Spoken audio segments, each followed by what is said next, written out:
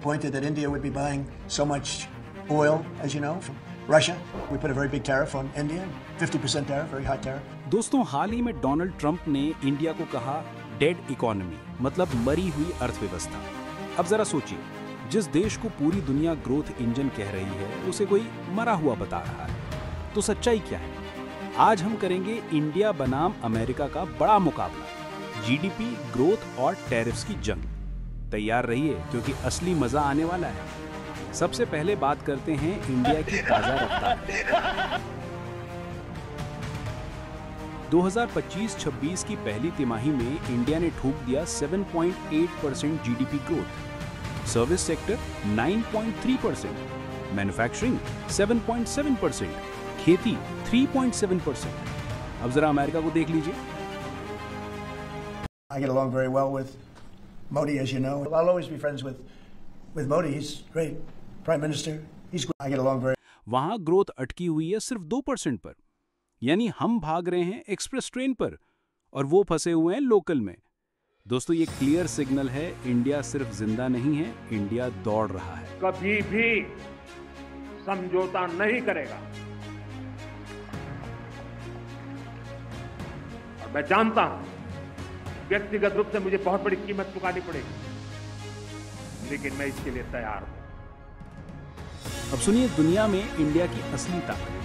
RBI governor ने कहा, global GDP growth में इंडिया का हिस्सा 18% है, अमेरिका सिर्फ 11%।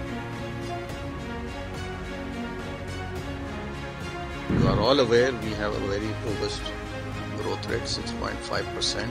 We are contributing about 18%, which is more than US. इधर दुनिया की ग्रोथ में हर $5 में से $1 इंडिया से आता है। IMF भी यही कह रहा है। अगले साल इंडिया 6.4% की रफ्तार से बढ़ेगा, अमेरिका सिर्फ 2%। अब बताइए, डेड इकोनॉमी कौन है, इंडिया या फिर अब जरा फ्यूचर की झलक देख लीजिए। आज इंडिया $4 ट्रिलियन की इकोनॉमी है। 2030 तक हम हो जाएंगे दुनिया की तीसरी सबसे बड़ी ताकत 7.3 ट्रिलियन डॉलर के साथ, और 2038 तक 34 ट्रिलियन, यानी दुनिया का नंबर 2 पावर हाउस।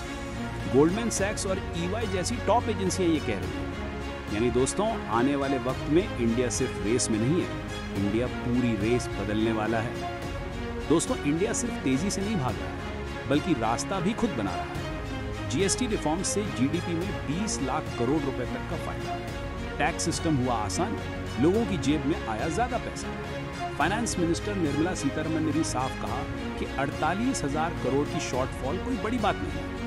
हमारी इकोनॉमी इतनी मजबूत है कि आराम से संभालेगी। यानी बाहर से चाहे टैरिफ का तीर आए या ट्रंप की बयानबाजी, इंडिया का फाउंडेशन रॉक सॉलिड है। लेकिन दोस्तों, एक सच्चाई ये भी है कि इंडिया की आबादी बहुत बड़ी है और अभी भी हम कई देशों पर डिपेंड हैं, आईटी सर्विस, बीपीओ और आउटसोर्सिंग जैसी चीजों के लिए। आज हम दुनिया को सर्विस दे रहे हैं, लेकिन अगर हमें सच में सुपर पावर इकोनॉमी बनना है तो हमें अपना बिजनेस खुद जनरेट करना होगा। यही कारण है कि हमारे प्रधानमंत्री लगातार कहते हैं आत्मनिर्भर भारत, यानी इंडिया सिर्फ दूसरों पर निर्भर न रहे, बल्कि इतना मजबूत बने कि बाकी देश हम पर डिपेंड हो। और जब ये होगा, तब इंडिया की असली ताकत पूरी दुनिया के सामने आएगी। चलो अब जरा अमेरिका का हाल भी सुनो। मूडीज की चीफ इकोनॉमिस्ट ने कहा कि अमेरिका रिसेशन की बिल्कुल नजदीक है, कई स्टेट्स पहले से ही मंदी में है। वहीं इंडिया, S&P ग्लोबल कहता है कि इंडिया दुनिया की बेस्ट परफॉर्मिंग इकोनॉमी है, 7.8% की ग्रोथ, स्टेबल रेटिंग और टैरिफ्स का असर भी मैनेजेबल है। तो सीधा सवाल, असली स्ट्रॉन्ग इकोनॉमी कौन है? जवाब साफ है, इंडिया।